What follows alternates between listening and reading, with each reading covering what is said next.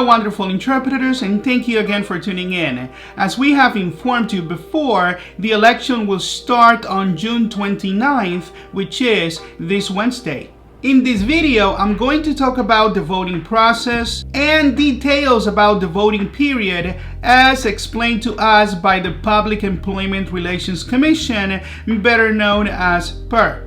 So without further ado, let's get into episode number 6 of our election series. Please remember to pause the screen whenever you want to read something and make sure to watch this entire video. As you can see here, we had an election status meeting with PERC earlier this morning where we discussed closing details about the election, including the voting period for LNI interpreters and more. One of the things that we discussed is the fact that there's still a significant amount of interpreters that PERC does not have a good mailing address for, so that they can receive a ballot. Still over 200 interpreters, give or take. Now, these are mainly interpreters that used to work for language agencies.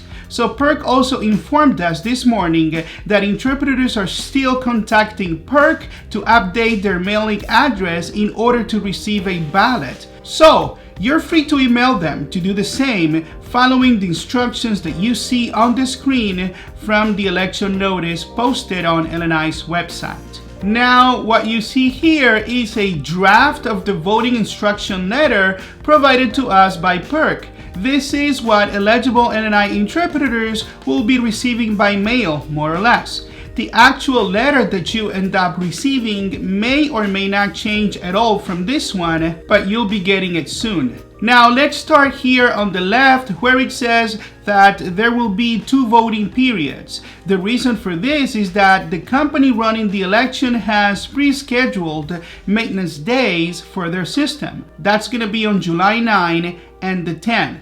So their voting systems will be down during that time. As a result, voting period 1 will begin on June 29th, this Wednesday at 9 a.m.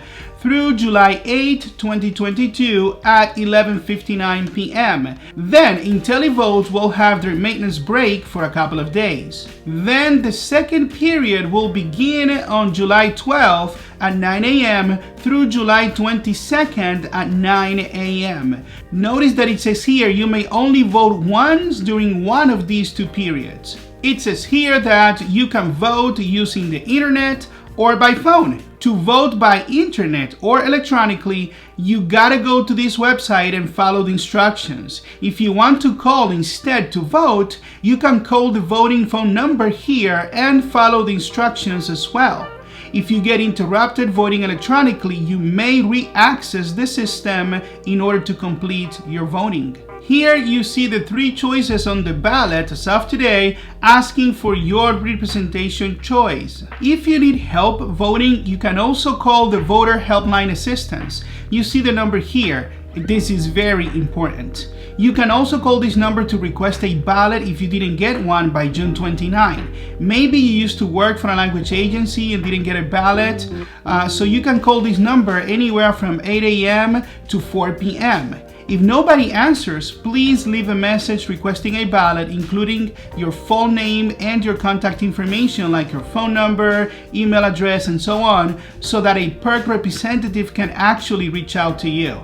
They'll confirm if you're eligible to vote and determine if you'll get a ballot. And this is how you'll see your personal PIN number. Remember, this is a sample, not a real one, okay?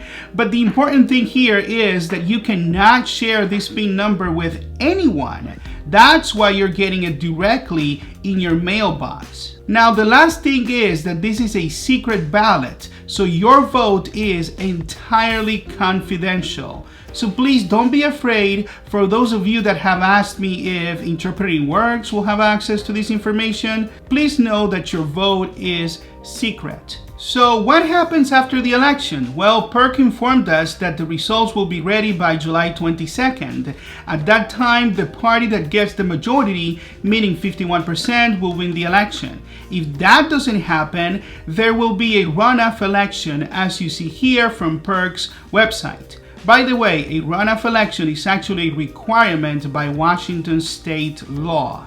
This is the revised Code of Washington, how the winner is decided. It says here that when there is 3 choices on the ballot, the election is decided by a majority of those eligible to vote. Again, that's 51%, by the way. And here it clearly says that when neither of the 3 choices on the ballot receives a majority, then a runoff election shall occur.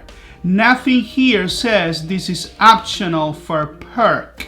Now, some WFC leaders are very responsible, especially some organizers, and they have been lying to you about this. Maybe they should see the definition of the word shall in a legal context, as in not an option for whoever shall do something.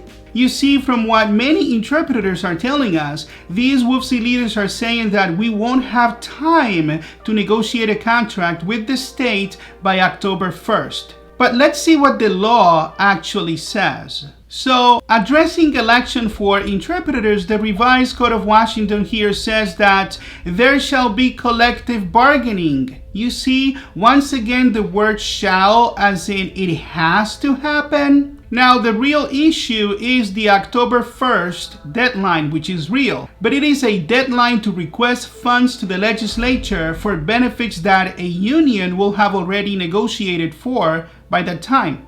Now, PERC told us this morning that even if we end up having a runoff election, the whole process will be completed about 2 weeks prior to October 1st.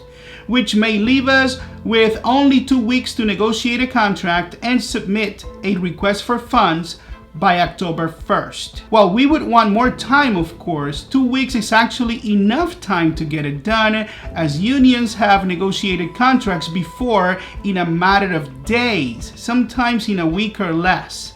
WFC leaders know this. Do not be deceived. You see, they want you to be distracted from the fact that if we end up only having 2 weeks for negotiations before October 1st, it is because WFC leaders blocked the election by opposing it time after time after time since more than a year ago, as we have exposed before in my videos. So this is actually their fault. And for those of you who care about the facts, like me, Washington Interpreters has already created a timeline of the election process since months ago, showing you how we got here and the evidence of how WFC leaders have done everything in their power to block this election from happening, since we filed for representation first back in November 2020. Follow this link to access the timeline on our website and click on all the dates for supporting documents. In closing,